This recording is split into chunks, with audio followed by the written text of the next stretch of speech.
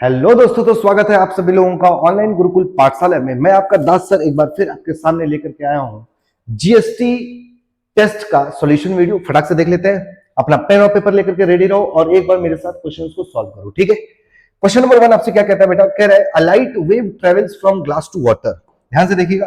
कह रहा है एक लाइट है जो ग्लास मीडियम से वाटर मीडियम में ट्रेवल कर रहा है और ग्लास मीडियम का रिफ्रैक्टिव इंडेक्स दे रखा है बेटा कितना, 3/2, और वाटर मीडियम का दिया कितना, 4/3। The value of critical angle, critical angle के लिए बेटा ये होता है आईसी और ये एंगल ऑफ रिफ्लेक्शन 90 डिग्री। कैसे लिखते हैं? स्नेल्स लॉ लगाते हैं। स्नेल्स लॉ कैसे लगाते हैं प्यारे बच्चे? तो स्नेल्स लॉ लगाना आपको मैंने सिखाया हुआ है किस प्रकार से। Refractive index of glass into sine of i equal to refractive index of water into sine of r, और आर कितना है, 90 डिग्री है। तो ग्लास की वैल्यू कितनी हुई, 3/2, sine of i equal to 4/3। तो अब मुझे बताओ साइन आई की वैल्यू कितनी हो जाएगी, 8/9। तो आईसी कितना हो गया बेटा, साइन इनवर्स 8/9। ऑप्शन नंबर 3 सही है। ठीक, आगे बढ़ो। The wavelength of light in vacuum, lambda vacuum कितना दिया हुआ है बेटा, 6000 दिया हुआ है। And in a medium, lambda medium कितना दिया है बेटा, 4000 दिया हुआ है। The refractive index mu equal to C/V, बोलो हाँ या ना। C directly proportional to lambda, यानी कि यहां पर रख सकते हैं लैम्डा वैक्यूम, यहां रख सकते हैं लैम्डा मीडियम। लैम्डा वैक्यूम कितना दिया हुआ है बेटा, 4000, और लैम्डा मीडियम कितना दिया हुआ है बेटा, सॉरी ये 6000 दिया हुआ है, ये 4000 दिया हुआ है। 3 जीरो से कट गया, 2 2 4, 2 3 6, यानी कि 1.5। क्लियर है बच्चे? चलो, रिफ्रैक्टिव इंडेक्स C/V और C directly proportional to lambda होता है। कह रहा है a beam of light is converging. देखो सिंपल सिंपल कह रहा है कि ये जो ग्लास स्लैब रखा है बच्चे, ये लाइट को कहां पर कन्वर्ज करेगा, आगे या पीछे, ये पूछ रहा है आपसे।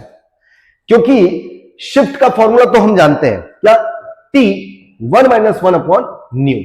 शिफ्ट का फॉर्मूला तो यही होने वाला है। अब या तो ये आगे शिफ्ट करेगा या तो पीछे, बट मैं क्या कह रहा हूं, ये आगे शिफ्ट करेगा। क्यों? क्योंकि जब भी लाइट डेंसर से रेयर जाता है, देखो ये तो डेंसर मीडियम है ना, डेंसर से रेयर जाएगा तो light away from the normal जाएगा, और अवे जाएगा तो बाद में जाकर के कन्वर्ज करेगा। ठीक, थ्योरेटिकल क्वेश्चन था। देखो, when a beam of light goes from denser medium to rarer medium, ध्यान से देखिएगा क्या कह रहा है। लाइट है बेटा, ये है डेंसर मीडियम और ये है rarer medium. Light denser medium से रेयर मीडियम में जाता है तो क्या हो रहा है, it generally observe that the magnitude of angle of incident is half of angle of refraction. ठीक है, the magnitude of incident angle, बेटा आई की वैल्यू पूछ रहा है, क्लियर है? तो ये आर ऐसा होगा। स्नेल्स लॉ लगाओ, nu d sine of i equal to nu r sine of r. Clear है? चलो ठीक है।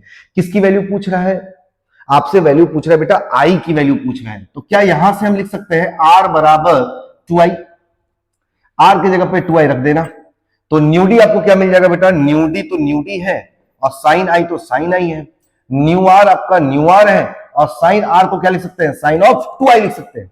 और जब साइन 2 थीटा होता है तो लिखते हैं 2 sin theta into cos theta. तो nu d sine of i equal to nu r 2 sin i into cos of i. Sine i से साइन आई कटेगा, यहां मिलेगा आपको nu d upon nu r, और वापस से आएगा यहाँ पे 2, और वापस से आएगा यहाँ पे कॉस आई। कॉस को इधर भेजोगे और इस पूरे को क्या लिखोगे बेटा, nu d upon nu r can be written as nu. तो आप लिखोगे nu by 2 cos inverse of i. I की वैल्यू कितनी आ गई बेटा, कॉस इनवर्स न्यू बाई 2। तो cos inverse new by 2 option number 3। इसमें बी दिया हुआ है, गलत है, यही आएगा बेटा। ठीक, नेक्स्ट आगे बढ़ते हैं। नेक्स्ट क्वेश्चन बेटा, the refractive index of a certain glass is 1.5। तो न्यू जी कितना दिया है बेटा, 1.5 दिया है। For a light whose wavelength in vacuum is, lambda vacuum दिया हुआ है बेटा 6000। The wavelength for the medium, ठीक है, लैम्डा मीडियम पूछ रहा है बेटा, लैम्डा मीडियम। अच्छा मुझे बताओ, न्यू इक्वल टू क्या हम लोग C/V लिखते हैं? C को हम लोग वेवलेंथ के डायरेक्टली प्रोपोर्शनल यहां पे लिख सकते हैं, lambda vacuum upon lambda medium. Lambda vacuum कितना दिया बेटा, 6000 दिया हुआ है, और न्यू कितना दिया हुआ है बेटा, 1.5। तो यहां पे लैम्डा मीडियम, तो 1.5 मतलब 3/2 equal to 6000 upon lambda of medium. 3 2 जा 6, 2 2 जा 4, यानी कि लैम्डा मीडियम मिलेगी आपको कितना, 4000 एंगस्ट्रॉम। लैम्डा मीडियम मिल गया आपको 4000 एंगस्ट्रॉम। नेक्स्ट क्वेश्चन आगे की तरफ, a monochromatic beam of light passing through a denser medium into rare medium as a result. Monochromatic light, यानी कि एक कलर का लाइट जब डेंसर मीडियम से रेयरर जाता है, तो डेंसर से रेयरर जाएगा तो लाइट क्या होता है बच्चे, उसकी स्पीड बढ़ जाती है। लाइट की स्पीड क्या हो जाती है, बढ़ जाती है। वेवलेंथ क्या हो जाता है, बढ़ जाता है। फ्रीक्वेंसी क्या रहता है, सेम रहता है। तो वेलोसिटी इंक्रीजेस, वेलोसिटी डिक्रीजेस, गलत बात। फ्रीक्वेंसी डिक्रीजेस, गलत बात। वेवलेंथ डिक्रीजेस, गलत बात, क्योंकि वेलोसिटी बढ़ रही है तो वेवलेंथ भी बढ़ेगा। नेक्स्ट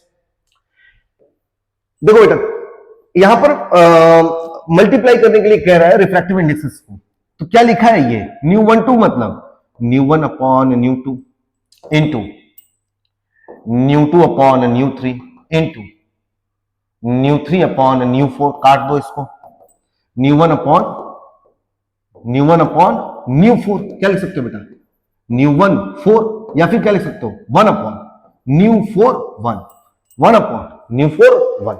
क्लियर है? ये मैंने आप लोगों को कराया हुआ था, मल्टीपल ग्लास स्लैब से रिफ्रैक्शन कराया था, उस समय आपको कराया था। क्या कह रहा है बेटा, the wavelength of light in two liquids x and y is 3500 and 7000। देखो बेटा, अगर लाइट डेंसर मीडियम में है तो उसकी स्पीड क्या होती है, कम होती है। स्पीड कम मतलब वेवलेंथ कम, तो यानी कि ये जो 3500 एंगस्ट्रॉम दिया है वो कम वेवलेंथ का है। इसका मतलब ये डेंसर मीडियम में है, यानी कि एक्स आपका हो गया डेंसर मीडियम। फटाक से डायग्राम बना लो, ये हो गया एक्स और ये हो गया वाई। तो लाइट डेंसर मीडियम में है तो इसका रिफ्रैक्टिव इंडेक्स न्यू एक्स लिख लो, और ये वाई में है तो इसका रिफ्रैक्टिव इंडेक्स न्यू वाई लिख लो। ठीक है, अब कह रहे थे क्रिटिकल एंगल, क्रिटिकल एंगल की बात कर रहे हैं तो यहां पे लिखेंगे आईसी, यहां पे लिखेंगे 90 डिग्री, और लगा दो क्या, स्नेल्स लॉ। क्या कहता है Snell's law, nu of x sine of ic equal to nu of y sine of 90। तो न्यू एक्स क्या हो सकता है बेटा, c upon lambda x sine of c upon v of x sine of ic equal to c upon v of y into 1। C से c कटेगा बेटा। We x को क्या लिख सकते हैं, फ्रीक्वेंसी इंटू वेवलेंथ। तो sine of i c frequency into v x कितना 3500 equal to 1 upon v y मतलब एफ इंटू, और ये हो गया 7000। तो साइन आईसी इक्वल टू 1/2 कब होता है बेटा, जब आईसी 30 डिग्री हो। 30 डिग्री ऑप्शन नंबर सी सही होगा। आगे बढ़िए, क्या पूछ रहा है बेटा, द शिफ्ट पूछ रहा है। ग्लिसरीन, बाहर वाला मीडियम ग्लिसरीन है, अंदर वाला मीडियम कितना है बेटा, क्वार्टर्स है। ये क्या है, क्वार्ट्स का है, क्वार्ट्स का है। तो आपसे पूछ रहा है शिफ्ट का फॉर्मूला क्या होता है, x equal to t 1 minus 1 upon nu two 1। Nu two 1 क्या है बेटा, ये आपका सेकंड मीडियम है, ये आपका फर्स्ट मीडियम है। लाइट जहां से ट्रेवल करना शुरू करता है फर्स्ट मीडियम, लाइट जहां पहुंचता है सेकंड मीडियम। बोलो हाँ या ना, चलो ठीक है। तो x इक्वल टू टी कितना दिया है 18, 1 माइनस 1 अपॉन, बेटा ये न्यू टू 1 है तो क्या लिख सकते हैं, new two upon new 1, new 1 ऊपर कर दो तो आपको मिला न्यू 1 अपॉन न्यू 2। तो x equal to 18, 1 minus nu 1 को क्या लिख सकते हैं, c upon speed of light in v1 medium divided over nu 2 क्या लिख सकते हैं, c upon speed of light in secondary medium v2 medium. आगे बढ़ो, तो x equal to 18, 1 minus c upon v1 into v2 upon c, c से c cut गया। तो x equal to 1800 minus 1 minus v2। Secondary medium में, secondary medium मतलब 3/2, secondary medium मतलब 3/2। देखो ना भाई ये 1.5 है, क्वार्ट्स आपका सेकेंडरी मीडियम है तो 1.5 का मतलब 3/2। तो लिख दो यहां पे secondary medium 3/2 into 10 to the power 8, और नीचे v1 कितना बेटा 9/4, तो 9/4 लिख लो। चलो 9/4 इंटू 10 टू द पावर 8, 10 चला गया। तो आपको मिला x equal to 18, 1 minus 3/2 into 4/9, 3 जा 9, 2 जा 4, 1/3, x बराबर 6 सेंटीमीटर। सिर्फ कितना है बेटा 6 आया। सॉल्व कीजिएगा, आंसर जरूर आएगा। A ray of light passing from vacuum into a medium, तो लाइट कहां से जा रहा है बेटा, वैक्यूम से मीडियम में जा रहा है जिसका रिफ्रैक्टिव इंडेक्स, ठीक है, एन दिया। If the angle of incidence is twice that of angle of reflection, angle of incidence is twice of angle of refraction, ठीक है। तो पूछ रहा है बताओ एंगल ऑफ इंसिडेंस क्या है। तो एंगल ऑफ इंसिडेंस निकालने के लिए आपको r की वैल्यू को इसमें रखना पड़ेगा। तो r इक्वल टू कितना हो जाएगा बेटा i/2, clear. Light passes from vacuum into medium, vacuum और medium, incident ray, refracted ray. Vacuum का रिफ्रैक्टिव इंडेक्स कितना 1, मीडियम का रिफ्रैक्टिव इंडेक्स क्या न्यूएन, बोलो आए ना, ठीक है। स्नेल्स लॉ लगाओ बेटा, तो 1 into sine of i equal to nu of medium, जो कि वैल्यू कितना दिया बेटा, जिसकी वैल्यू n दिया है, तो यहां पे रखो n into sine of r, और साइन ऑफ r की जगह पे क्या रखेंगे i/2 रखेंगे, ठीक है। n को इधर भेज दो तो आपको मिलेगा sine i upon n equal to sine i/2। यहां पर मैं मैथ्स का एक फॉर्मूला आपको बताता हूं, साइन 2 थीटा बराबर होता है बेटा 2 sine theta into cos theta, और साइन थीटा इक्वल टू होता है 2 साइन थीटा/2 इंटू कॉस थीटा/2। क्लियर है बच्चे, चलो ठीक है। तो साइन यहां पर एंगल वाला फॉर्मूला लगा दो, हाफ एंगल वाला फॉर्मूला यहां पर, तो क्या लिखोगे 2 sign i/2 cos i/2 upon n, यहां क्या लिखोगे साइन i/2, साइन i/2 से साइन i/2 काट दो। आपको i की वैल्यू चाहिए, n इधर मल्टीप्लाई करो और 2, क्या लिखोगे बेटा n/2 equal to cos i/2, तो i/2 equal to cos inverse n/2, 2 से मल्टीप्लाई करो, i equal to 2 cos inverse n/2, 2 cos inverse n/2। ये आपका ऑप्शन नंबर सी करेक्ट होगा। आगे बढ़ते हैं। The critical angle of light going from medium A to medium B is theta, medium A से medium B में जा रहा है लाइट, तो क्रिटिकल एंगल थीटा है। ये मीडियम ए, ये मीडियम बी, ये एंगल थीटा जो कि है क्या क्रिटिकल एंगल। लाइट ए से बी जा रहा है तो क्रिटिकल एंगल पे जाएगा तो 90 डिग्री पे जाएगा। ए में लाइट की जो स्पीड है वो v है, और बी में लाइट की जो स्पीड है वो v डैश है। निकालने के लिए कह रहा है, निकालने के लिए कह रहा है, तो क्या लगाएंगे बेटा, refractive index of medium a, refractive index of medium b, आप लगा दो Snell's law, nu a sine theta equal to nu b sine of 90 degree. Nu को क्या लिख सकते हैं c upon v a sine theta equal to c upon v b. C से c कटेगा बच्चे, हमें वी बी चाहिए तो वी बी को इधर भेजो, वी ए को भेजो, v A upon sine theta, तो वी बी बराबर v A upon sine theta, और वी ए कितना दिया बेटा वी दिया, तो v upon sine theta, v upon sine theta is the correct answer, option number 1। आगे बढ़िए बेटा। एक बात बताओ, ग्लास स्लैब में मैंने आपको बताया था ना, ग्लास स्लैब में ये इंसिडेंट रे है, इंसिडेंट रे को ऐसे निकल जाना चाहिए था सीधा, बट क्योंकि लाइट रेयरेटेड डेंसर जा रहा है तो light towards the normal bend करेगा, और बेंड करके लाइट यहां पर फॉल करेगा, और जब लाइट यहां से निकलेगा तो ये क्या होगा बेटा, इंसिडेंट रे के पहले वाले के साथ क्या हो जाएगा, पैरेलल हो जाएगा। यानी कि बेसिकली ये जो इमर्जेंट रे है वो इंसिडेंट रे के क्या हो गया, पैरेलल हो गया, तो इंसिडेंट रे इमर्जेंट रे के पैरेलल हो गया यहां पर भी। तो इंसिडेंट रे इमर्जेंट रे के पैरेलल कब होता है, जब यहां वाला मीडियम यानी कि इंसिडेंट मीडियम और इमर्जेंट मीडियम सेम हो जाए। यानी कि अगर यहां का रिफ्रैक्टिव इंडेक्स ν1 दिया है और यहां का रिफ्रैक्टिव इंडेक्स ν4 दिया है, तो 4 और 1 क्या होना चाहिए, बराबर होना चाहिए। ऑप्शन नंबर डी आपका करेक्ट होगा। नेक्स्ट आगे कह रहा है the value of refractive index for any medium, किसी मीडियम के लिए रिफ्रैक्टिव इंडेक्स मीडियम का पूछ रहा है, ठीक है। The value of refractive index for a medium is, अच्छा मीडियम की रिफ्रैक्टिव इंडेक्स क्या होती है बेटा, सी अपॉन वी मीडियम, ठीक है, अच्छी बात है।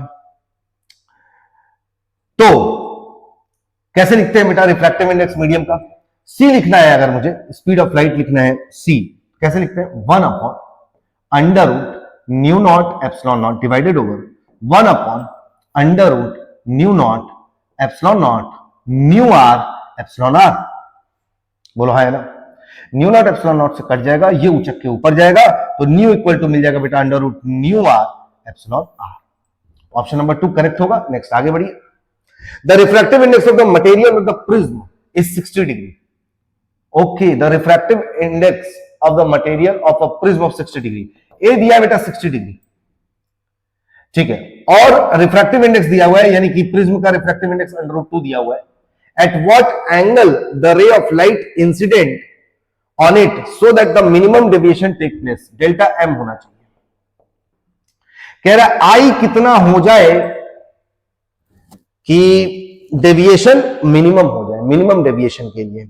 चलो ठीक है बेटा, अब मुझे एक बात बताओ आप लोग, मिनिमम डेविएशन का अगर मैं एक्सप्रेशन लिखना चाहूं डेल्टा एम इक्वल टू क्या लिखते हैं हम लोग लिखते हैं बेटा sine delta m plus A by two upon sine of A by two. तो डेल्टा एम जो है, डेल्टा एम के लिए आप क्या लिखते हो बेटा, डेल्टा एम के लिए हम लोग लिखते हैं साइन, सॉरी यहां पे हम लोग लिखते हैं फॉर्मूला ना रिफ्रैक्टिव इंडेक्स, यहां लिखते हैं रिफ्रैक्टिव इंडेक्स, सॉरी यहां रिफ्रैक्टिव इंडेक्स लिखते हैं। तो रिफ्रैक्टिव इंडेक्स कितना दिया बेटा, रिफ्रैक्टिव इंडेक्स हमें दिया √2 equal to sine of delta m plus 60/2 upon sine 30। क्यों? क्योंकि ए की वैल्यू 60 दिया हुआ है और साइन 30 की वैल्यू कितनी होती है बेटा 1/2, तो लिखेंगे √2 into 1/2 equal to sine of delta m plus 60/2। बेटा इसको क्या लिख सकते हैं, √2 into 1 upon √2 into 1 upon √2 equal to sine of delta m plus 60/2। 1 upon √2 sine में कब आता है, साइन में 1 अपॉन √2 कब आता है बेटा, 1 अपॉन √2 आता है 45 डिग्री पे। कितने पे आता है, 45 पे। ओके, तो ये आएगा बेटा कितने पे, साइन में, तो ये हो गया sine of 45 degree equal to sine of delta m plus 60/2। Clear आपको? तो साइन को छोड़ सकते हैं बेटा, यहां पे 45 इंटू 2 90 हो गया equal to delta m plus 60 हो गया। तो मिनिमम एंगल ऑफ डेविएशन कितना मिला, 90 माइनस 60 इक्वल टू कितना आ गया बेटा 30 डिग्री। डेल्टा एम कितना आ रहा है बेटा 30 डिग्री। लेकिन हमसे पूछ क्या रहा है, at what angle the ray of light to be, i पूछ रहा है बेटा, आपसे क्या पूछ रहा है, आई पूछ रहा है, आपसे पूछ रहा है कि मिनिमम एंगल ऑफ डेविएशन में कितना एंगल ऑफ इंसिडेंस होना चाहिए। तो आई प्लस ई माइनस ए होना चाहिए बेटा। बोलो, डेल्टा एम हमने कितना निकाला 30 डिग्री, और आई मिनिमम में इंसिडेंस और इमरजेंट सेम हो जाता है, तो इसको 2i लिख दो, और माइनस ए की वैल्यू कितना 60, तो ये हो गया 90 equal to 2i, i equal to कितना बेटा 45 degree, i equal to 45 degree. बेटा ये अच्छा क्वेश्चन है, गुड क्वेश्चन, ठीक, ध्यान रखिएगा इस क्वेश्चन को कैसे कैसे किया गया है। पहले मैंने मिनिमम एंगल ऑफ डेविएशन निकाला है, देखो 30 डिग्री। कई सारे बच्चे यहीं पे टिक मार के आगे बढ़ जाओगे, गलत कर दोगे, लेकिन मिनिमम एंगल ऑफ डेविएशन नहीं पूछ रहा है, इसको ध्यान से पढ़ेगा। Eight what angle the light रे शुड बी इंसिडेंट, कितने पे इंसिडेंट होना चाहिए। क्लियर आपको? आगे बढ़ते हैं। The refractive index of a prism of monochromatic wave is, बेटा देखो पिछले वाला सेम क्वेश्चन है, ऑप्शन नंबर 45 ही इसका सही आंसर होगा। आगे बढ़िए, टाइम वेस्ट करने की जरूरत नहीं है, सेम क्वेश्चन है, ठीक। चलो ये बेटा ये भी एक अच्छा क्वेश्चन है। आपसे क्या कह रहा है, a horizontal light ray passes, light ऐसे हॉरिजॉन्टली गया एक प्रिज्म में, और इस प्रिज्म का रिफ्रैक्टिव इंडेक्स 1.5 दिया हुआ है, of angle of 4 degree, prism का एंगल 40 डिग्री है। Further it is incident on a plane mirror that has been, मुझे मिनिमम डेविएशन बता, डेल्टा एम बताओ, delta m equal to, delta m कैसे निकालेंगे, न्यू, सॉरी डेल्टा एम कैसे निकालते हैं बच्चे, डेल्टा एम का फॉर्मूला होता है ए न्यू माइनस 1। तो delta m equal to A, angle of prism कितना है 4, और न्यू कितना है बेटा आपका, रिफ्रैक्टिव इंडेक्स कितना है 1.5, 1.5 माइनस 1, तो डेल्टा एम कितना हो गया बेटा 4 इंटू 0.5 मतलब 2 डिग्री। ये डेल्टा एम कितना आया बेटा 2 डिग्री आया। मिनिमम एंगल ऑफ डेविएशन कितना आया 2 डिग्री। एक लाइन ड्रॉ करो, अगर ये 2 डिग्री है तो ये भी कितना है 2 डिग्री है, ये भी कितना है 2 डिग्री है। आपसे कह रहा है, आपसे कह रहा है कि मिरर को कितना घुमाया जाए, मिरर को कितना घुमाया जाए कि लाइट अपने पाथ को रिट्रेस कर ले। तो मिरर को उतना घुमाना पड़ेगा जितने में लाइट जो है वो इस मिरर के ऊपर ऐसे फॉल करे 90 डिग्री पे। भाई लाइट जब मिरर के ऊपर 90 डिग्री पे फॉल करेगा तब तो वो रिट्रेस करेगा। अच्छा ठीक है सर, इसका मतलब है लाइट को ऐसे फॉल कराना पड़ेगा, लाइट को ऐसे फॉल कराना पड़ेगा, बट लाइट तो 2 डिग्री पे फॉल कर रहा है। देखो लाइट तो 2 डिग्री फॉल कर रहा है, यानी कि मिरर को इतना घुमाना पड़ेगा कि ये 2 डिग्री लाइट घूम जाए। सही है कि नहीं है? और मैंने आपको क्या पढ़ाया था कि अगर मिरर को 1 डिग्री घुमाओगे तो उसका इमेज 2 डिग्री घूमता है, मिरर को 2 डिग्री घुमाओगे तो उसका इमेज 4 डिग्री घूमेगा। यानी कि इसको आपको कितना घुमाना पड़ेगा बेटा? 2 डिग्री आपको चाहिए, 2 डिग्री घुमाना है रे को। तो इंसिडेंट मतलब मिरर को कितना घुमाना पड़ेगा? 1। मिरर को कितना घुमाना पड़ेगा? 1। नेक्स्ट, अच्छा क्वेश्चन था, कह रहा है एन इक्विलेटरल प्रिज्म, ठीक है, PQR for minimum deviation. Minimum deviation के लिए बेटा ये वाला जो क्यूआर होना चाहिए, ये मैंने आपको ऑलरेडी पढ़ाया हुआ है। ये देखो, मिनिमम एंगल ऑफ डेविएशन के लिए ये वाला जो क्यूआर रे होना चाहिए वो बेस के क्या होना चाहिए? पैरेलल होना चाहिए। तो द रे QR must be horizontal, horizontal होना चाहिए, ये मैंने पढ़ाया हुआ है। ठीक है, अब आपसे क्या कह रहे हैं? A light ray incident perpendicularly to one of the face to a 90 prism. एक प्रिज्म है बेटा, लाइट ऐसे एंटर किया, यहां पे फॉल किया, एंगल ऑफ इंसिडेंस 45 डिग्री पे है। If the angle of reflection is 45 degree, we conclude that the refractive index n, n कितना होना चाहिए? चलो ठीक है बेटा, देखो यहां पर जब लाइट इस तरीके से फॉल किया इस मीडियम के ऊपर, तो ये नॉर्मल है, ये आपका एंगल ऑफ इंसिडेंस हो गया कितना बेटा? 45 डिग्री के ऊपर, जिसपे इसने क्या कर लिया बेटा? टोटल इंटरनल रिफ्लेक्शन कर लिया। यानी कि 45 डिग्री जो इस पे लाइट फॉल कर रहा है वो ग्रेटर है क्रिटिकल एंगल से। बोलो हाँ या ना? तो क्रिटिकल एंगल का केस लगा दो यहां पे। किसका? क्रिटिकल एंगल का। तो क्रिटिकल एंगल के केस के लिए आपका ये वाला मीडियम का रिफ्रैक्टिव इंडेक्स मान लेते हैं न्यू,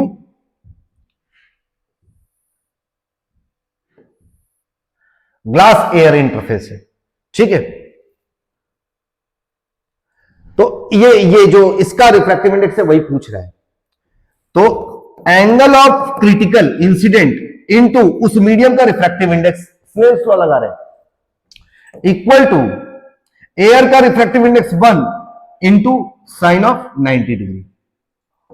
तो sine of ic equal to क्या मिला बेटा? 1/n। बोलो है ना? क्रिटिकल एंगल 1/n हो गया रिफ्रैक्टिव इंडेक्स का। बोलो हाँ या ना? चलो ठीक है। अब हमसे इसमें पूछ क्या रहा है बेटा? If the angle of reflection is 45 degree, we conclude that the refractive index n। बेटा देखो, अगर मुझे यहां पर टीआईआर करना है, अगर मुझे यहां पर टीआईआर करना है, एक बार और इस क्वेश्चन को एक बार ध्यान से पढ़ लो। A light ray is incident perpendicularly to one face of 90 degree prism and totally internally reflected the glass air interface if the angle of reflection is 45 degree। यानी कि 45 डिग्री पे एंगल रिफ्लेक्ट कर गया, we conclude that the refractive index n is, इसका refractive index n कितना होना चाहिए? तो बेटा एक काम करते हैं, यहां पे स्नेल्स लॉ लगाते हैं। तो वापस से मैं इसी पे आ रहा हूं। देखो, nu equal to sine i c equal to i into sine 90। समझ रही बात? चलो ठीक है। इंसिडेंट रे कितने पे है? इंसिडेंट रे कितने पे? 45 डिग्री पे। तो साइन आईसी कितना हो गया बेटा? 1/√2 हो जाएगा, क्योंकि ये 45 इक्वल टू कितना लग गया? 1/n। यानी कि √2 इक्वल टू n है, √2 इक्वल टू n है, तो क्या होगा? क्रिटिकल एंगल नहीं बेटा, हमको टीआईआर कराना है ना। इसका मतलब है कि जो आपका n होना चाहिए, यानी कि रिफ्रैक्टिव इंडेक्स होना चाहिए, वो √2 से क्या होना चाहिए? ज्यादा होना चाहिए। तो n should be greater than √2, n should be greater than √2। तो ऑप्शन नंबर बी आपका सही है, n should be greater than √2। आगे बढ़िए। The refractive indexes of violet and red colour are given है 1.54, 1.52। The angle of prism is 10 degree. Angular dispersion, angular dispersion omega equal to क्या बताया गया था? वॉयलेट कलर का minimum deviation minus red colour का minimum deviation, यही होता है angular dispersion. Angular dispersion violet minus red, तो ओमेगा इक्वल टू, वॉयलेट के लिए क्या लिखेंगे बेटा? वॉयलेट के लिए लिखेंगे हम लोग A nu for violet -1 minus A nu for red -1। तो ए कितना दिया है बेटा? ए दिया आपका prism, angle of prism is 10 degree. Violet के लिए 1.54 -1 माइनस ये भी 10, और रेड के लिए दिया है बेटा 1.52 -1। 1, तो 10 इंटू 0.54 माइनस 10 इंटू 0.52, तो ये हो गया बेटा 5.4 माइनस 5.2 यानी कि आ गया 0.2, तो 0.2 ऑप्शन नंबर बी आपका करेक्ट होगा। नेक्स्ट आगे बढ़ते हैं। कह रहा है a convex lens is dipped in a liquid whose refractive index is equal to the refractive index of the lens. ये लेंस है बेटा कॉन्वेक्स लेंस, इसको एक ऐसे मीडियम में रखा गया है कि इसका न्यू और इसका न्यू सेम हो गया, तो इसको रखने का फायदा क्या है समझना। मैंने आपको एक एग्जांपल दिया था कि एक कंटेनर लो, उसमें पानी भर लो और इसमें क्या डाल दो बेटा, मैजिक बॉल्स डाल दो। मैजिक बॉल्स पानी को पी करके, सोख करके होगा क्या, उसी पानी में इनविजिबल हो जाता है, गायब हो जाता है। क्यों? क्योंकि इस मैजिक बॉल का रिफ्रैक्टिव इंडेक्स और मीडियम का रिफ्रैक्टिव इंडेक्स सेम हो जाता है, और जब रिफ्रैक्टिव इंडेक्स सेम हो जाता है तो लाइट कैसे, लाइट सीधा ही जाएगा, लाइट कैसे जाएगा, सीधा निकल जाएगा, कोई डेविएशन नहीं होगा। और जब लाइट एकदम पैरेलल जाता है, सीधा जाता है बिना बेंड हुए, तो कहां मिलता है, इन्फिनिटी पे, और इन्फिनिटी पे मिलने वाले लाइट रेज का फोकस कहां पे होगा, इन्फिनिटी पे, तो यानी कि becomes infinite. Then the focal length will be, focal length कितना हो जाएगा बेटा, इनफाइनाइट हो जाएगा। A convex lens forms a real image 9 centimeter long high on a screen without altering the position of the object and the screen. The lens is displaced and we get again a real image. देखो बेटा एक convex lens है, कह रहा है कि 9 centimetre long, यानी कि यहां पर इसने कुछ इमेज गेन किया H1 कितना 9 centimetre, without altering the position of the object.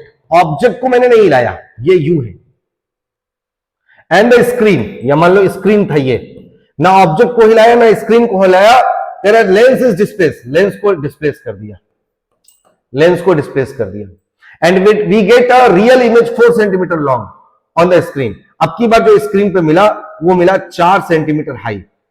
The length of the object is, object का लेंथ कितना होगा। देखो बेटा यहां पर एक की कॉन्सेप्ट है, इस की कॉन्सेप्ट को पकड़ लो आप। क्या, जब भी ऑब्जेक्ट और स्क्रीन को ना हिलाया जाए और केवल लेंस को हिलाया जाए, जब भी ऑब्जेक्ट और मिरर को ना हिलाया जाए, केवल लेंस को हिलाया जाए, तो ऑब्जेक्ट का जो हाइट होता है बेटा, रियल हाइट, एच रियल, वो अंडर रूट पहला वाला इमेज का हाइट और दूसरे वाली इमेज की हाइट के बराबर होता है। तो H1 कितना है बेटा 9 सेंटीमीटर, और ये कितना है 4, तो ये मिला 36, जो कि आएगा बाहर 6, तो आपको मिलेगा 6 सेंटीमीटर, ऑप्शन नंबर सी करेक्ट आंसर। नेक्स्ट आगे बढ़िए।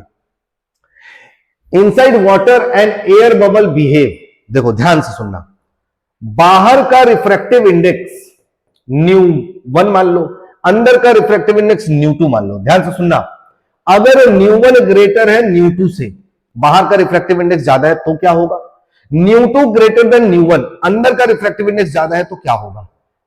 अगर अंदर कांच, मान लो कांच का तुमने कॉन्वेक्स लेंस लिया है, उसको हवा में रखा है, तो लाइट जाएगा, कन्वर्ज होगा। लेकिन अगर जहां पर तुमने इस लेंस को रखा है वो खुद भी एक डेंसर मीडियम है, ग्लास से ज्यादा डेंसर है, तो लाइट बेटा इससे जाएगी और डाइवर्ज कर जाएगी। क्या कर जाएगी, डाइवर्ज कर जाएगी। तो always like a concave lens, air bubble है और पानी के अंदर रखा गया है, तो बाबू ये कॉन्वेक्स की तरह है ना, हाँ, तो टेक्निकली इसको कन्वर्ज करना चाहिए था, लेकिन ये एयर है और एयर का रिफ्रैक्टिव इंडेक्स वाटर से क्या होता है, कम होता है, तो ये लाइट अब की बार क्या करेगा बेटा, डाइवर्ज करेगा। तो डाइवर्ज करेगा तो कॉनकेव लेंस की तरह बिहेव करेगा। ठीक है, लाइट पैरेलल आ रही है, तो पैरेलल लाइट कहां पे जाती है, पहले वाले लेंस के फोकस पे। अब लाइट यहां से रिफ्रैक्ट करके सीधा हो गया, पैरेलल हो गया प्रिंसिपल एक्सिस के, तो प्रिंसिपल एक्सिस के पैरेलल होने का मतलब है लाइट कहां से आ रहा था बेटा, फोकस से।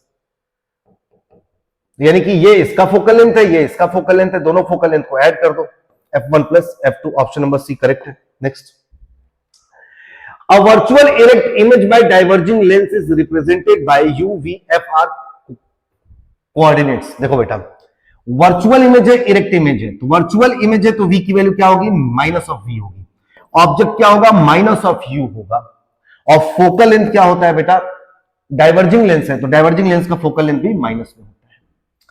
आप एक फॉर्मूला लगाओ, लेंस का 1/v equal to 1/v minus 1/u, ये लेंस का फॉर्मूला है। वैल्यूज रखो और फोकल लेंथ की वैल्यू निकालो।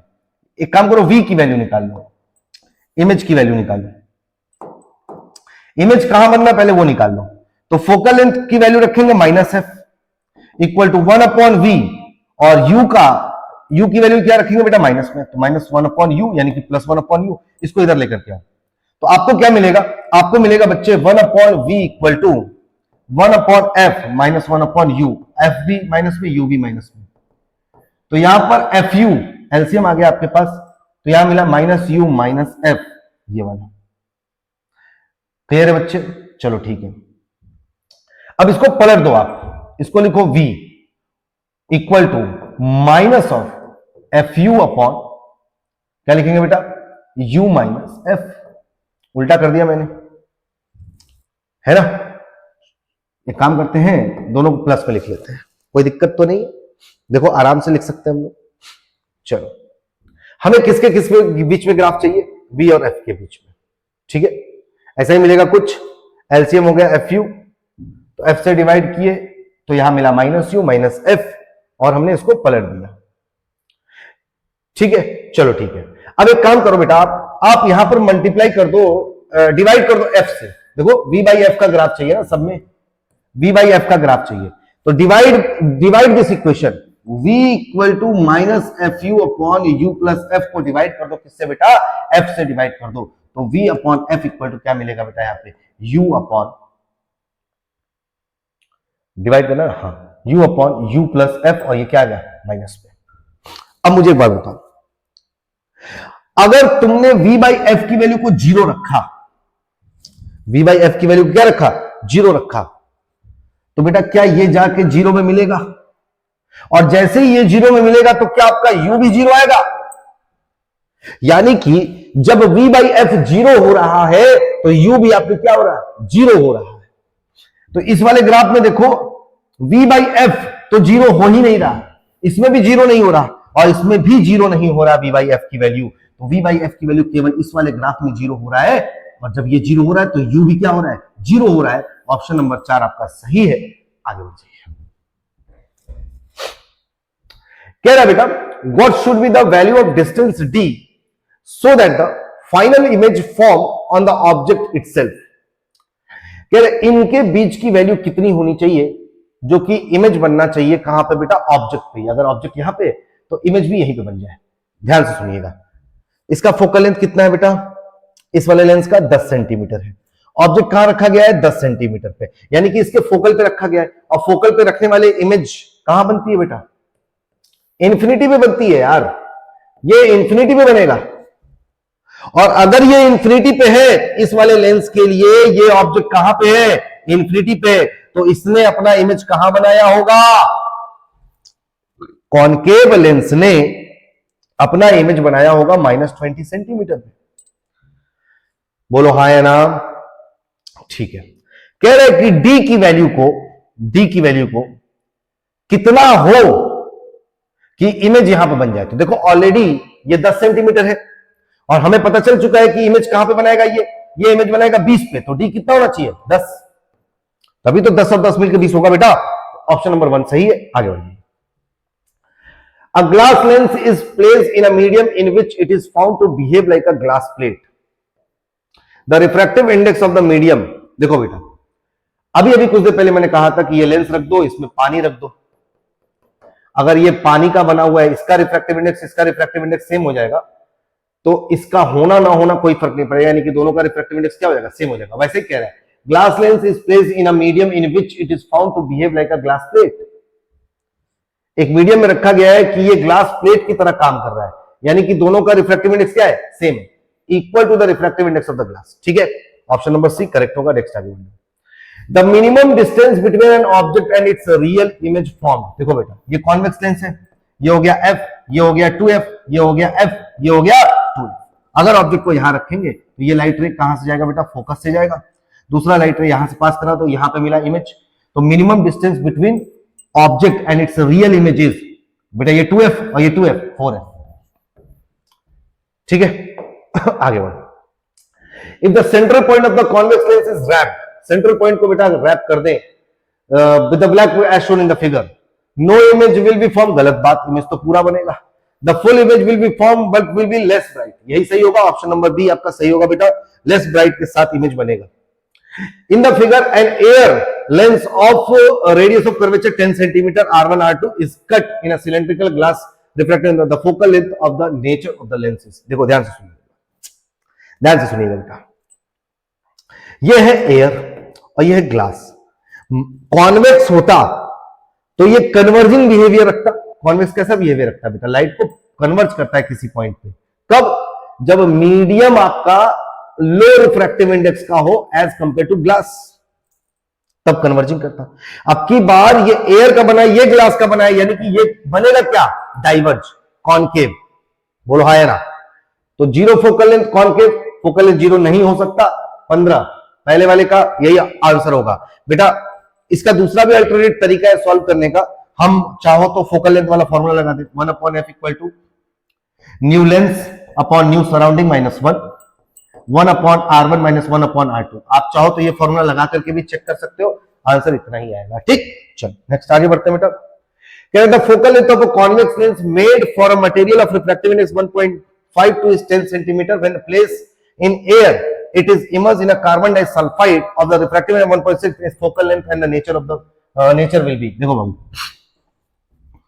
अभी मैंने फोकल लेंथ का फॉर्मूला लिखा था 1 new lens upon mu surrounding minus 1/R1 minus 1/R2। ध्यान से देखिएगा, focal length of a convex lens made for from a material of refractive index 1.52, न्यूएल दिया है 1.52 और कह रहा है बेटा इसका फोकल लेंथ दिया हुआ है कितना, 10 centimetre. When placed in air, जब यानी कि सराउंडिंग कितना हो गया बेटा, रिफ्रैक्टिव इंडेक्स 1 हो गया।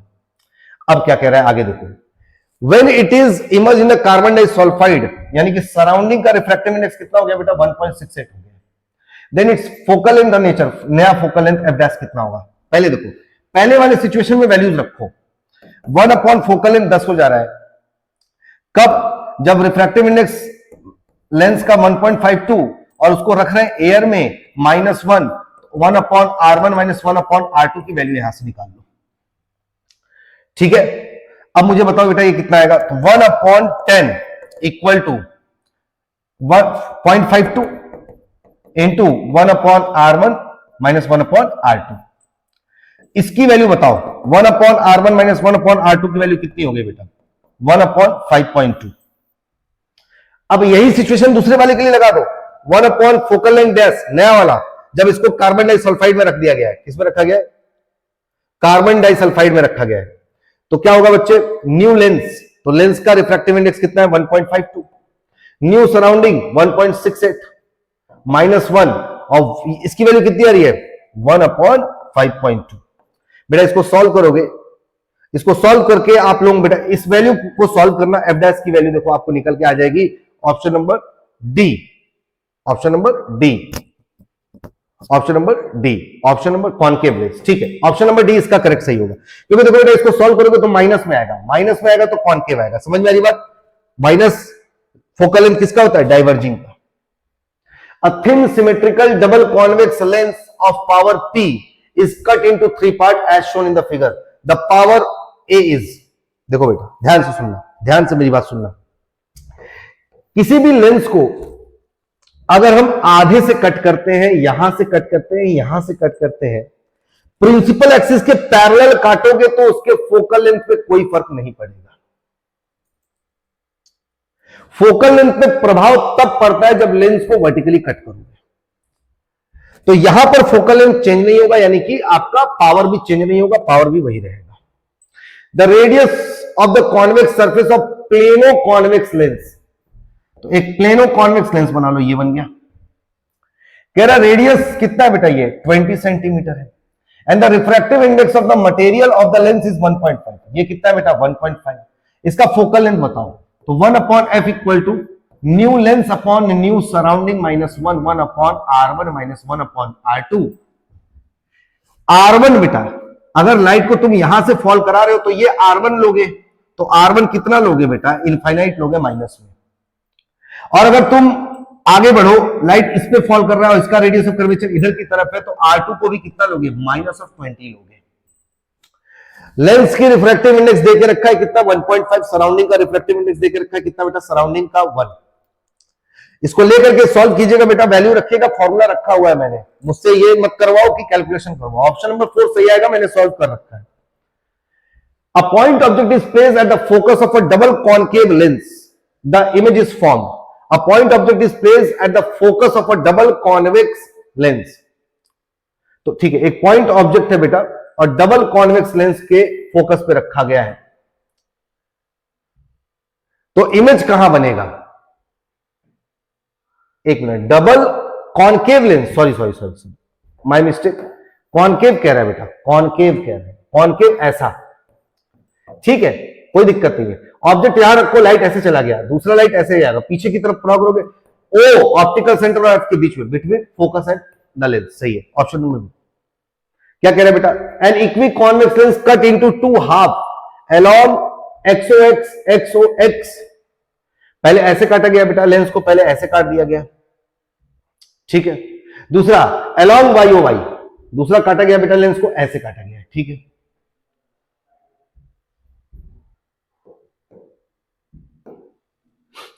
तो क्या कह रहा है बेटा आपसे, as shown in the figure, let F dash F double dash be the focal length of the complete lens.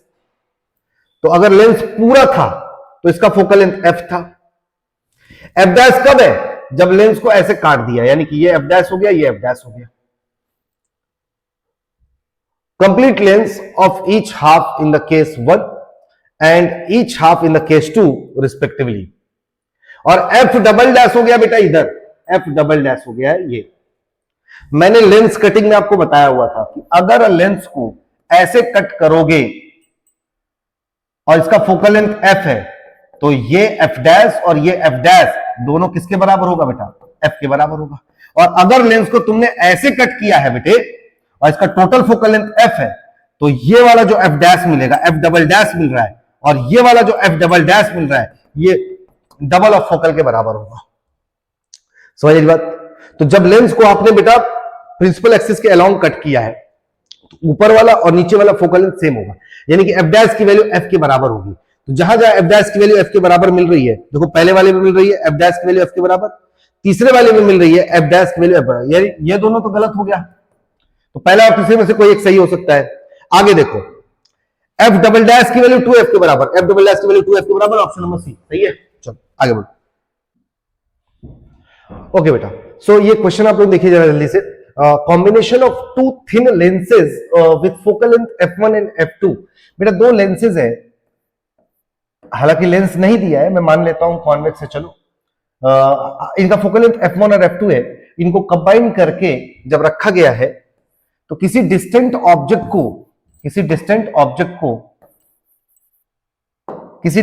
Object का इमेज ये कहां बना रहे हैं बेटा, 60 सेंटीमीटर पे। तो अगर लाइट बहुत डिस्टेंस से आ रही है तो वो कहां पे कन्वर्ज होती है, फोकस पे। तो इसका मतलब है इसका जो कंबाइंड फोकल लेंथ है 1/f equal to 1/f1 plus 1/f2, ये किसके बराबर है बेटा, 1/60 के, क्योंकि फोकल लेंथ कॉम्बिनेशन में कितना गया, 60 आ गया। तो यहां से एक काम करते हैं, 1/60 इक्वल टू f1 f2, और यहां पे लिखते हैं f1 प्लस f2। क्लियर आपको? ठीक है बेटा, ये इक्वेशन नंबर 1 हो गया, ये इक्वेशन नंबर 2, इसको हम लोग सेटल कर रहे हैं थोड़ा सा। तो आपको मिला f1 f2 equal to 60 f1 plus f2, ये मिल गया आपको इक्वेशन नंबर 2। क्लियर? अब देखो आगे क्या कह रहे हैं, the position of the image shift by 30 centimetre towards the combination when the two lenses are separated by 10 centimetre. अब देखो बेटा, दो लेंसेज को सेपरेट कर दिया गया है थोड़ी दूरी पर, d डिस्टेंस पर, सेपरेटेड बाय 10 सेंटीमीटर, 10 सेंटीमीटर से सेपरेट किया गया है। तो कह रहा है कि अब जो इमेज शिफ्ट हो गया 30 सेंटीमीटर पे, अब जो इमेज कहां शिफ्ट हो गया, 30 सेंटीमीटर, यानी कि अब जो इसका कंबाइंड फोकल लेंथ बना नया वाला, वो कितना हो गया बेटा, 30 सेंटीमीटर। अच्छा, जब दो लेंसेज किसी गैप पे रखा होगा तो उसका फोकल लेंथ कैसे निकालते हैं, तो 1/f1 plus 1/f2 minus d/f1 f2। बेटा ये फॉर्मूला है, याद कर लीजिए। दो लेंसेज है, दो लेंस के बीच की दूरी d है, तो इनका कंबाइंड फोकल लेंथ कितना आएगा, इतना आएगा। ठीक है, 1/f1 प्लस 1/f2 हमने कितना निकाला था बेटा, 1/60। तो यहां पे हम लोग सब्स्टिट्यूट कर सकते हैं ना, 1/30 इक्वल टू 1/60 माइनस d कितना है 10, और ये मिला f1 f2। समझ आई मेरी बात? चलिए ठीक है। अब बेटा एक काम करते हैं, हम यहां से f1 f2 की वैल्यू निकालते हैं। क्लियर? पहले तो हम इसको इधर लेकर कहते हैं, तो 10/f1 f2 equal to 1/60 minus 1/30। LCM कितना आएगा बच्चे? एलसीएम आएगा आपके पास 60 और 1 माइनस 2 माइनस 1/60, तो कितना मिला? 10/f1 f2 equal to minus 1/60। तो f1 f2 की वैल्यू माइनस 600 आ गया। f1 f2 की वैल्यू कितनी है? माइनस 600। अब यहां पर देखो आप, f1 f2 की वैल्यू यहां पर है, तो रखो यहां पे इस वाले क्वेश्चन नंबर 2 से। तो f1 f2 की value minus of 600 equal to 60 ऑफ f1 plus of f2। Clear है बच्चे? यहां पर देखो हमने f1 और f2 का प्लस में एक इक्वेशन बना लिया, इसको सेटल करो बेटा। तो ये आपको मिलेगा माइनस ऑफ 600, एक जीरो से काट ही दो इसको, एक जीरो से काटोगे बेटा तो आपको मिलेगा क्या यहां पे, minus 60 equal to f1 plus of f2, और 6 से भी डिवाइड कर दो, कितना आ गया? Minus of 10 equal to f1 plus f2। ये एक और इक्वेशन f1 प्लस f2 मिल गया। तो f1 प्लस f2 की वैल्यू कितना रखेंगे बेटा? माइनस 10 रखेंगे। कितना रखेंगे? माइनस 10। f1 प्लस f2 की वैल्यू माइनस 10, एक इधर आ चुका है, और f1 f2 की वैल्यू हमने कितना निकाला था? माइनस 600। ठीक है, अब यहां देखो बेटा, f1 f2 और f1 प्लस f2 आपको दो इक्वेशंस मिल रहे, माइनस 10 f1 प्लस f2 एक इक्वेशन यहां मिल रहा है बेटा, और एक इक्वेशन आपको f1 और f2 में ये 600 का मिल रहा है। समझ रही बात? और यहां पर हमने एक इक्वेशन सेटल किया हुआ है, f1 f2 equal to 60 f1 plus f2। तो ओवरऑल आपके पास तीन एक्सप्रेशन है, 1 2 और ये 3। इन तीन एक्सप्रेशंस को बेटा आप एडजस्ट करोगे तो आपके पास 35 वाले का क्वेश्चन ऑप्शन नंबर बी बेटा यही सही आएगा। इक्वेशंस को मैंने आपके ऊपर छोड़ा हुआ है, इन इक्वेशंस को सेटल करो, सॉल्यूशन ऐसे ही होगा, आंसर यही आएगा, क्योंकि मैंने किया हुआ है। कैलकुलेशन थोड़ा लंबा जाएगा इसलिए स्किप कर रहा हूं। ठीक, a luminous object is placed at a distance of 30 centimeter from a convex lens of focal length 20 centimeter। क्या कह रहा है? एक luminous object is placed at a distance of 30 centimeter from a convex lens। एक convex lens है, एक luminous object है, यहां से इसकी दूरी कितनी है? 30 centimetre. From a convex lens और फोकल लेंथ 20 सेंटीमीटर। इसका फोकल लेंथ कितना बेटा? 20 सेंटीमीटर है। ठीक है, on the other side the lens, at what distance of the lens must a convex mirror of radius of curvature 10 centimeter be placed in order to have an erect image। ठीक है, पहले तो v निकाल लो, तो 1/f equal to 1/v plus 1/ minus 1/u। तो focal length कितना दिया बेटा? 1/20। कॉन्वेक्स है तो प्लस में होता है, 1/v माइनस u कितना पे रखा बेटा? 30, तो 1/30 हो गया। तो 1/v equal to 1/20 minus 1/30, LCM आएगा बेटा आपके पास 600 का या 60 का आएगा। एलसीएम कितने का आएगा बेटा? 60 का आएगा। एलसीएम कितने है? 60 का आ गया।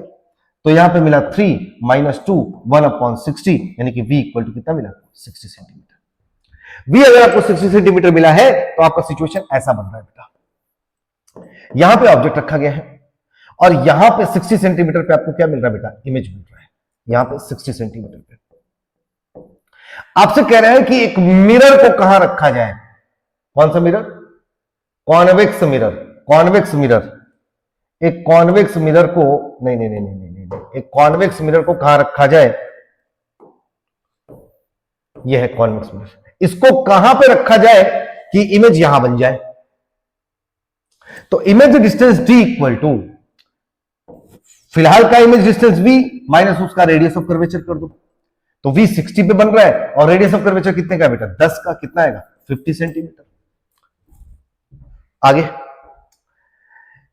इन द फिगर ये दिया हुआ है, कह रहा है कि ठीक है 10 centimetre is shown, the lens is cut into 2 equal part. Lens को 2 इक्वल पार्ट में कट कर दिया गया है and the parts are arrange as shown in the figure. Parts को ऐसे रख दिया गया है an object A B of height 1 centimetre is placed at a distance of 7.5 centimetre. यहां से इसकी दूरी कितनी रखी हुई है? 7.5 सेंटीमीटर पे रखा गया है। The height of the final image का हाइट पूछ रहा है बेटा। आप लोग एक बात ध्यान रखिएगा, फोकल लेंथ 10 सेंटीमीटर है, इसको 20 से काट गया, यानी कि ये भी 10 हो गया, F1 भी 10 हो चुका है और F2 भी कितना हो चुका है बेटा? 10 हो चुका है। समझ रही बात? तो अगर मैं नया इस कॉम्बिनेशन का फोकल लेंथ जानना चाहूं तो क्या लिखूंगा? 1/F1 प्लस 1/F2, जो कि आ जाएगा F इक्वल टू कितना आ जाएगा बेटा? 5 सेंटीमीटर। नया फोकल लेंथ कितना आएगा? 5 centimetre. And the parts are arrange as shown in the figure, ऐसे रखा गया है। An object A B of height, अभी देखो बेटा, u इक्वल टू कितना हो गया? -15/2। u कितना हो गया? -15/2। ठीक है। f कितना है बेटा आपका फोकल लेंथ? ये हो गया बेटा 5 सेंटीमीटर। तो आपसे पूछ रहे हैं v, क्या रख सकते हैं? 1/f equal to 1/v minus 1/u। Focal length हो गया 5, 1/v माइनस माइनस प्लस 15/2, यानी कि 2/15, और ये प्लस में इधर लेकर के आइए, 1/5 minus 2/15 equal to 1/v। LCM आएगा 15, 3 में से 2 1 1/v, तो v इक्वल टू कितना आएगा बेटा? 15। और अगर v 15 आ चुका है तो क्या मैं मैग्निफिकेशन का फॉर्मूला यूज कर सकता हूं? Magnification for a lens equal to क्या होता है बेटा? माइनस v/u, सॉरी लेंस का है ना, तो v/u इक्वल टू hi/ho। तो v हमने निकाला है 15, u है आपका 15/2, और hi नहीं पता, ho पता है कितना? 1। तो बेटा ये हो गया 30, 2 2, न्यू आई अगर 2 सेंटीमीटर। 2 सेंटीमीटर करेक्ट आंसर होगा बेटा। आगे बढ़िए। A convex lens of focal length 40 cm is kept in contact with a concave lens of focal length 25 cm. The power of the combination is a convex lens है बेटा, जिसका focal length है बेटा 40 centimetre plus में होता है। फिर कह रहा है कि इसको एक कॉनकेव लेंस के साथ कंबाइन करके रखा गया और इसका फोकल लेंथ कितना है बेटा? 25 सेंटीमीटर। कॉनकेव का फोकल लेंथ माइनस में होता है। पूछ रहा है पावर ऑफ कॉम्बिनेशन बताओ। पावर ऑफ कॉम्बिनेशन निकालना है तो पहले फोकल लेंथ कॉम्बिनेशन निकाल लो, 1/f1 plus 1/f2। 1/f1 plus 1/f2 करोगे तो 1/40 माइनस 1/25। इनका एलसीएम आएगा बेटा कितना? मल्टीप्लाई कर लो, 25 1000 होगा, तो यहां पे हो गया 25 माइनस यहां पे हो गया 40, मतलब हो गया आपको f इक्वल टू 1000/15। समझ आई बात? ठीक है। अगर मुझे इसका पावर चाहिए तो power equal to 1/4 focal length होता है, तो पावर इक्वल टू हो जाएगा बेटा 15/1000। बट ये सेंटीमीटर में आया है, इसको मीटर में कन्वर्ट करने के लिए हमने क्या किया? 100 से डिवाइड किया, क्योंकि मीटर बेटा नीचे आता ना, ऊपर आता तो 2 से कट गया, तो यह आया 1.5। क्या आया? 1.5। साइन कैसा होगा बेटा? साइन आएगा नेगेटिव में। साइन कैसा आएगा? नेगेटिव में। तो नेगेटिव 1.5, तो नेगेटिव 1.5 यही दिख रहा है। ऑप्शन नंबर सी आपका सही होगा। आगे बढ़िए। A planoconvex lens is made of a material of refractive index nu. Planoconvex lens, तो प्लेन है, कॉन्वेक्स लेंस है, जिसका रिफ्रैक्टिव इंडेक्स कितना है बेटा? 1.5 है। The radius of curvature of the curve surface of the lens, ये कह रहा है बेटा r इक्वल टू कितना है? 20 सेंटीमीटर है। If it is plane as a silver, ठीक है, इस वाले सरफेस को बेटा सिल्वर से हम लोग पॉलिश कर दिए हैं। The focal length of the silver रे, ये लेंस किस, इसका फोकल लेंथ बताओ। तो बेसिकली लेंस और मिरर का कॉम्बिनेशन है, इसका फोकल लेंथ निकालना है। बट सबसे पहले इस कर्व सरफेस का फोकल लेंथ निकालो। इसका फोकल लेंथ कितना होगा? तो कैसे निकालते बेटा? 1/f equal to mu lens upon mu surrounding minus 1/r1 minus 1/r2। 1 focal length, mu lens कितना दिया बेटा? 1.5, यानी कि 3/2 माइनस 1। पहले वाले सरफेस का रेडियस ऑफ कर्वेचर इनफाइनाइट, 1/इनफाइनाइट माइनस, इस वाले का भी माइनस में होगा, plus 1/, radius of curvature curve surface is 20 centimetre, 1/20 हो जाएगा। अगर आप इसको सॉल्व करोगे तो 1/2 1/20 f इक्वल टू कितना आ गया बेटा? 40 सेंटीमीटर। यानी कि इस वाले सरफेस का फोकल लेंथ कितना आया? सुनो, फोकल लेंथ ऑफ लेंस कितना आ गया बेटा? 40 सेंटीमीटर। एक मिनट बेटा, वीडियो रिकॉर्डिंग हो रहा है, देखिए कितना हो रहा है, कितना टाइम हो गया। ओके ठीक है, तो फोकल लेंथ ऑफ लेंस कितना है बेटा? 40 आया है। अच्छा, अब मुझे एक बात बताओ, क्या ये मिरर है? बोलो, क्या ये मिरर है? क्या ये प्लेन मिरर है? प्लेन मिरर का फोकल लेंथ, प्लेन मिरर का फोकल लेंथ क्या होता है बेटा? इनफाइनाइट होता है। प्लेन मिरर का फोकल लेंथ क्या होता है? इनफाइनाइट होता है। मिरर और लेंस आपस में कंबाइन करेगा तो इसका जो नया फोकल लेंथ होगा वो होगा बेटा 2 upon focal length of lens plus 1 upon focal length of mirror. तो कॉम्बाइंड का focal length 1 upon F equal to 2 upon focal length of lens. Focal length of lens कितना है बेटा 40 आया है, तो ये हो गया 20, तो फोकल लेंथ कितना हो गया बेटा 20, फोकल लेंथ हो गया 20 सेंटीमीटर। आगे बढ़िए फटाक से। A Galileo telescope has objective focal length F O 100 centimetre and magnifying power M equal to कितना है बेटा 50 है। The distance between the two lenses in normal adjustment, देखो बेटा नॉर्मल एडजस्टमेंट में मैग्निफिकेशन क्या होता है, नॉर्मल एडजस्टमेंट ना इंफिनिटी पे क्या होता है बेटा मैग्निफिकेशन होता है एफओ अपॉन एफ। एफओ है 100 और एफ ई आपको निकालनी है क्योंकि मैग्निफिकेशन 50 दिया हुआ है, तो 100 upon F E equal to कितना आ गया 2 सेंटीमीटर। बोलो हाँ है ना। अब आप लोगों को यहां पे ध्यान दीजिएगा बेटा, गैलीलियन टेलीस्कोप में एक लेंस कॉन्वेक्स होता है और एक क्या होता है कॉन्केव होता है। अगर कॉन्वेक्स होता तो एफओ प्लस एफ लिखते, ट्यूबलेंथ क्या होता है बेटा एफओ प्लस एफ, दोनों को ऐड कर देते, लेकिन क्योंकि एक कॉन्वेक्स से एक कॉन्केव है तो माइनस करना पड़ेगा और 100 में से 2 माइनस करोगे 98 आपका सही होगा, ऑप्शन नंबर 3 आपका करेक्ट होगा। नेक्स्ट आगे बढ़िए। Astronomical telescope has an eyepiece of focal length 5 centimetre. देखो बेटा एफ कितना दिया है 5 centimetre. If the angular magnification in normal adjustment, तो एस्ट्रोनॉमिकल टेलीस्कोप है, angular magnification in normal adjustment यानी कि magnification infinity F O upon F होता है, ठीक है 10 सेंटीमीटर। ओके 10, ये कितना दिया 10 दिया हुआ है। When the final image is at a least distance of distinct vision 25 centimetre, final image भी कहां बनना बेटा, final image is at d equal to 25 centimetre from eyepiece से। The angular magnification will be, बेटा एंगुलर मैग्निफिकेशन पूछ रहा है इस सिचुएशन में, ध्यान से। तो सबसे पहला काम करेंगे बेटा हम लोग, यहां पर आईपीस का फोकल लेंथ दिया हुआ है 5 सेंटीमीटर, मैग्निफिकेशन नॉर्मल एडजस्टमेंट दिया है, तो हम फोकल लेंथ निकालेंगे किसका बेटा ऑब्जेक्टिव का। तो एफओ अपॉन एफ की वैल्यू 5 दिया है और ये 10 हो गया, तो एफओ हो गया बेटा कितना आपका 50 सेंटीमीटर। क्या मेरी बात समझ आ रही है, ठीक है। तो ऑब्जेक्टिव का फोकल लेंथ हो गया बेटा 50 सेंटीमीटर और आईपीस का फोकल लेंथ हो गया 5 सेंटीमीटर। क्लियर है बेटा। When final image is at least distance of distinct vision 25 centimetre पे from eyepiece, then the angular magnification, बेटा अब की बात जो एंगुलर मैग्निफिकेशन पूछ रहा है आपका, एंगुलर मैग्निफिकेशन एम की वैल्यू वो पूछ रहा है कि जब least distance of distinct vision पे यानी कि FO upon F 1 plus F upon D, तो एम इक्वल टू ऑब्जेक्टिव का फोकल लेंथ बेटा 50, आईपीस का फोकल लेंथ कितना बेटा, आईपीस का फोकल लेंथ है आपका 5, 1 प्लस आईपीस का फोकल लेंथ कितना है बेटा 5 और डिस्टेंस ऑफ डिस्टिंक्ट विजन कितना है 25, तो 5 5 1 जा 5 16/5, तो 50 अपॉन 5 इंटू 6 अपॉन 5 2, मैग्निफिकेशन आ रहा है बेटा 12, मैग्निफिकेशन कितना आ रहा है 12 का आ रहा है। चलिए ठीक है आगे बढ़िए। A person with the defective sight is using a lens having a power of plus 2d.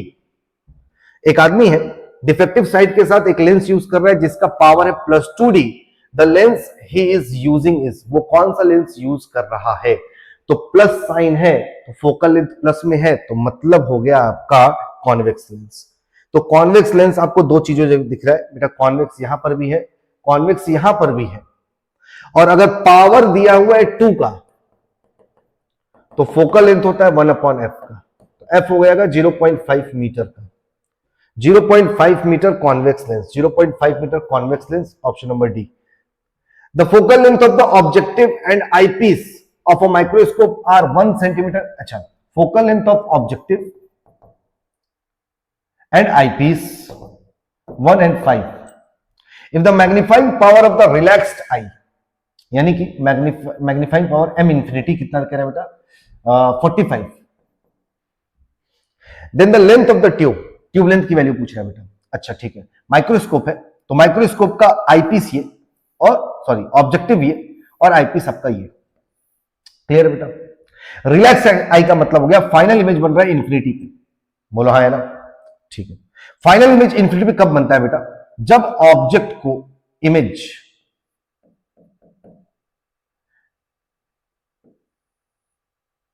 Object का इमेज कहां बन जाए बेटा, इसके फोकल लेंथ पे बन जाए, आईपीस के फोकल पे। और ये कितना होता है बेटा आपका, ये होता है वीयू। क्या होता है बेटा, वीयू। अरे ऑब्जेक्टिव का distance, object distance, image distance. तो ट्यूब लेंथ कितना मिलेगा बेटा, एफ प्लस वीयू। आपको निकालना है वीयू, आपको निकालना है वीयू। तो वीयू कैसे पता चलेगा, तो वीयू निकालने के लिए बेटा, वीयू निकालने के लिए magnification of objective lens use कर लो। M equal to V O upon U use किया जा सकता है।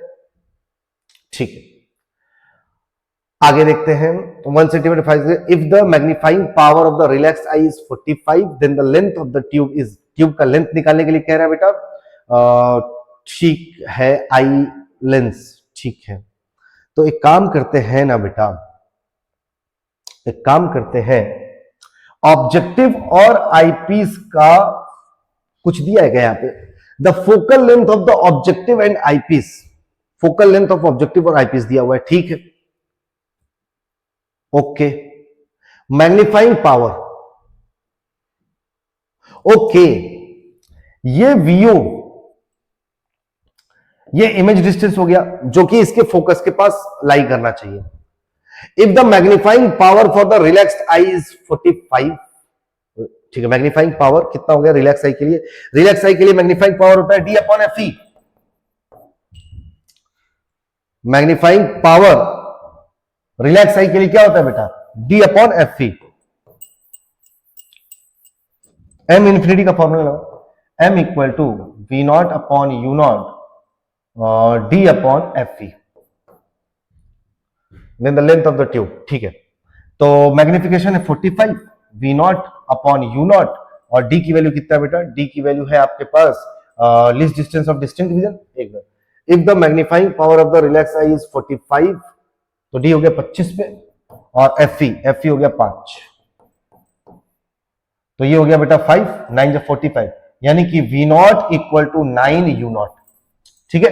अब बताओ मुझे, 1 upon F equal to 1 upon V minus 1 upon U, तो फोकल लेंथ ऑफ ऑब्जेक्टिव क्या होगा, 1 इक्वल टू ऑब्जेक्टिव का इमेज डिस्टेंस कितना है बेटा, नहीं पता, लेकिन इसका ऑब्जेक्ट डिस्टेंस कितना है बेटा, वी नॉट अपॉन 9 ऊपर चला गया, वी नॉट इधर आ गया, और ये माइनस माइनस प्लस हो गया, तो वी की वैल्यू कितनी है, 1 upon V equal to 1 minus 9 upon V naught. बोलो हाँ या ना, चलो ठीक है। तो यहां पर हो गया आपके पास वी नॉट, तो V naught 1 upon V naught equal to V naught minus 9 upon V naught, V naught से वी नॉट कट गया, वी नॉट इक्वल टू कितना आ गया बेटा, 9 आ गया, वी नॉट इक्वल टू कितना 9, और एफ ई कितना दिया बेटा, F E 5, 9 and 5, 9 and 5, 9 and 5 13, ठीक है, 9 ये आ रहा है बेटा, और यहां पर अपने पास क्या आ गया 5 दिया है, तो 9 5 14, लगभग 15 के आसपास आ रहा है, ऑप्शन नंबर 3 सही होगा आपका। For a compound microscope the focal length of the objective lens and eye lens are f1 and f3 respectively, then the magnification will done by the microscope when, देखो बेटा ये ऑब्जेक्टिव हो गया और ये आईपीस हो गया, तो ऑब्जेक्टिव का फोकल लेंथ छोटा होता है आईपीस के, ऑप्शन नंबर 3। आगे बढ़ जाइए, wavelength of the light use in optical instrument are λ1 4000, λ1 कितना दिया बेटा 4000 एंगस्ट्रॉम दिया हुआ है, और λ2 कितना दिया बेटा 5000 एंगस्ट्रॉम दिया हुआ है। Then the ratio of their respective resolving power, resolving power क्या होता है बेटा, देखो लिमिट ऑफ रिजोल्यूशन क्या होता है, लिमिट ऑफ रिजोल्यूशन होता है 1.22 लैम्डा अपॉन डी, लेकिन रिजॉल्विंग पावर थीटा क्या होता है बेटा, डी अपॉन 1.22 लैम्डा।